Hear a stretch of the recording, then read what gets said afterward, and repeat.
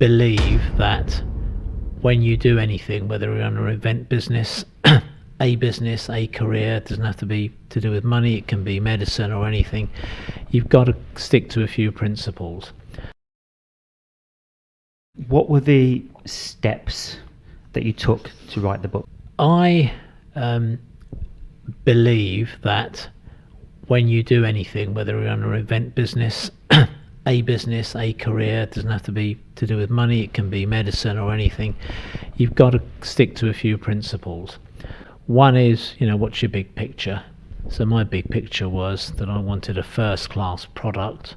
I wanted it in every major bookshop. I wanted it in the UK. I wanted it in India. I wanted it in North America, etc. So that was my big picture. I then always say, well, you've got to surround yourself with great people. So I needed to go and find a great publisher. And I took some advice from people who are very experienced. So I wrote off to a few publishers. I was told I wouldn't hear from them for a while, but actually within a few weeks we had 3 book offers. I went with Bloomsbury, so again surrounded myself with good people. Bloomsbury, the publishers, are Harry Potter.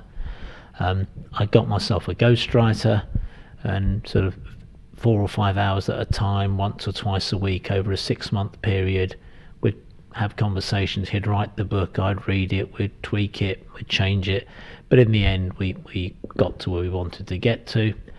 And those ingredients apply about having a big picture, surrounding yourself with good people, whether you're writing a book or whether you're running a business. So that's all I did. I mirrored what I did with everything else.